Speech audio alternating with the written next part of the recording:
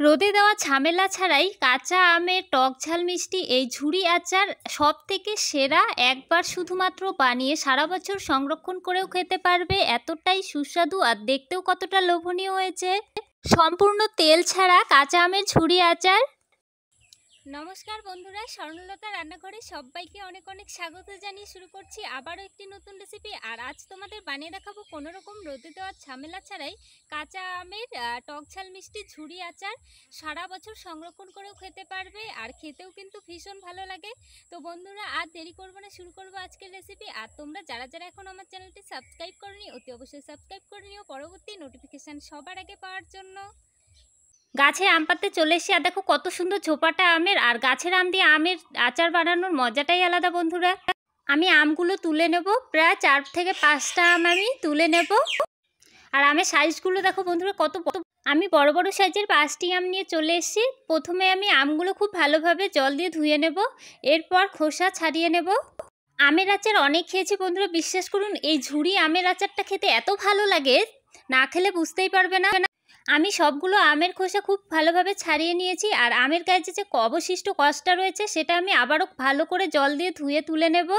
আর এই কাঁচা আমের টক ঝাল মিষ্টি ঝুরি আচারটি একবার বানিয়ে সারা বছর সংরক্ষণ করেও খেতে পারবে। তো বন্ধুরা আমি ছুরির সাহায্যে আমগুলো ঠিক এরকমভাবে লম্বালম্বি করে একটু চিড়ে নেব। আর তোমাদের যদি ছুরি দিয়ে কাটতে অসুবিধা হয় বটির সাহায্যেও কেটে নিতে পারো। তো আমি ছুরি দিয়ে এইভাবে লম্বালম্বি করে পুরো আমটা চিড়ে নেব। আর আজকে যারা যারা আমার চ্যানেলে নতুন বন্ধু রয়েছে অবশ্যই আমার চ্যানেলটি সাবস্ক্রাইব করে পাশে থাকবে পরবর্তী নোটিফিকেশান সবার আগে পাওয়ার জন্য। তো বন্ধুরা আমার লম্বালম্বি কাটা হয়ে গেছে, এবারে আড়াআড়ি এইভাবে সরু সরু করে কেটে নেব। ঝুরি আচার বানাতে গেলে কিন্তু এইভাবে ঝুড়ো ঝুড়ো করে কেটে নিতে হবে। আর ভেতরে যে বীজটা আছে আমি ফেলে দিয়েছি। আর দেখো টুকরোগুলো কি দারুণ লাগছে। আমি সবগুলো আম খুব সুন্দরভাবে ঝুড়ি ঝুড়ি করে কেটে নিয়েছি। এদিকে এই পাত্রে তুলে নেব। সবগুলো আম আমি এই পাত্রে নিয়ে নিয়েছি। এবারে আমি এই আমের মধ্যে প্রায় 5 চামচের মতো চিনি দিয়ে দেব। তোমরা কিন্তু চাইলে এর পরিবর্তে গুড় দিয়েও করতে পারো। আমি চিনি গুড় দুটোই মিক্স করে করব। তো বন্ধুরা আমি 5 চামচ চিনি দিয়ে দিয়েছি। আমি 50% চিনি আর 50% আখের গুড় দিয়ে দিলাম। আর মিষ্টিটা কিন্তু তোমরা তোমাদের পছন্দ অনুযায়ী দেবে বন্ধুরা, তোমরা বাড়িয়ে কমিয়েও দিতে পারো। এখন আমি চিনি আর গুড় আমের সঙ্গে ভালোভাবে মিক্স করে নেব। আমের আচার তো বন্ধুরা অনেক খেয়েছি, কিন্তু এই ঝুড়ো আমের আচারটা আমার কাছে সব থেকে বেশি ভালো লাগে, তাই আমি একটু বেশি পরিমাণেই বানাচ্ছি। আর যেহেতু আমাকে নিত্য নতুন রেসিপি করতে হয় তাই আমি খুব বেশি একটা বানাই না।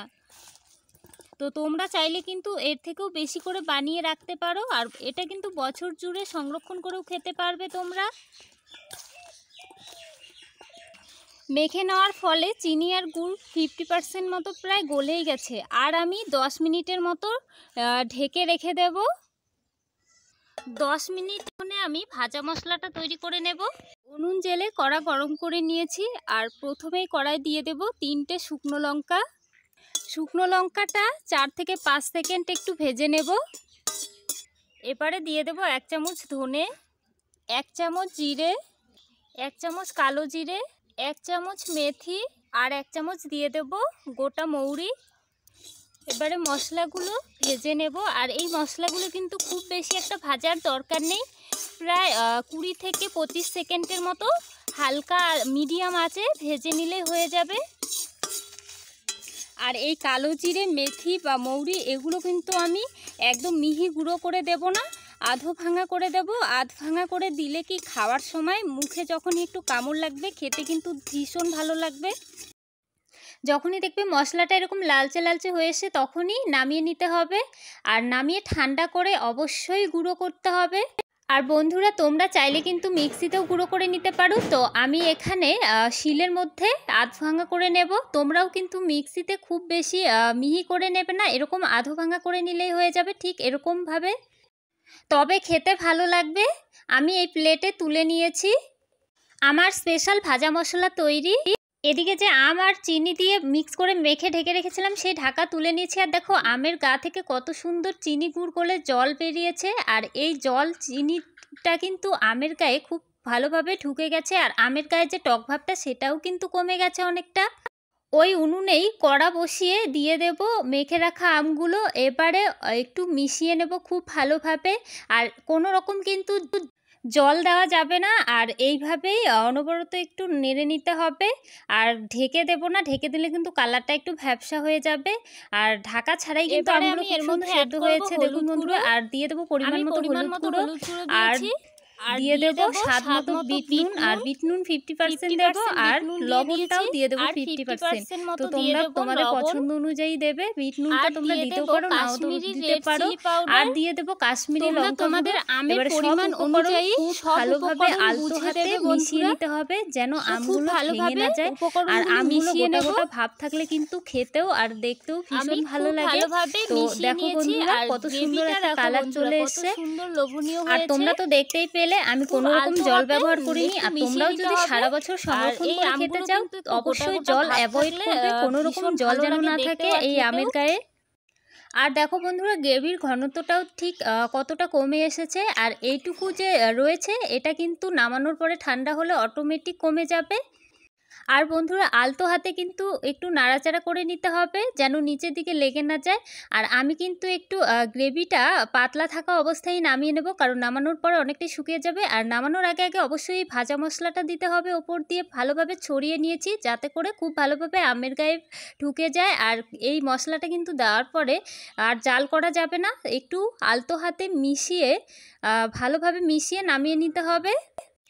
আর বন্ধুরা দেখো কালারটা কত সুন্দর লোভনীয় হয়েছে। আর তোমরা যদি এই আচার সারা বছর সংরক্ষণ করে রেখে খেতে চাও অবশ্যই ভিনেগার দেবে 1 চামচ মতো। তো আমি ভিনেগার দিয়ে ভালোভাবে মিশিয়ে নিয়েছি। এবারে একটা প্লেটে নামিয়েও নিচ্ছি। দেখো কত সুন্দর কালারটা হয়েছে বন্ধুরা। এই কাঁচা আমের ঝুরি টক ঝাল মিষ্টি আচারটি খেয়ে কিন্তু সবাই বাড়িতে খুব খুশি হয়েছিল আর প্রশংসাও করেছিল অনেক। গরমের সময় খেয়ে অনেক তৃপ্তি পাওয়া যায়। তো বন্ধুরা আজকের এই ঝুড়ো কাঁচা আমের টক ঝাল মিষ্টি আচার রেসিপি কেমন লাগলো অবশ্যই কমেন্ট করে জানাতে ভুলবেন না। আর ভিডিওটি যদি ভালো লেগে থাকে অতি অবশ্যই লাইক কমেন্ট শেয়ার করে পাশে থেকো। আর ভিডিওটি দেখার জন্য থ্যাংক ইউ। ভালো থেকো, সুস্থ থেকো প্রিয় বন্ধুরা। আবারও দেখা হবে নেক্সট পর্বে। টাটা।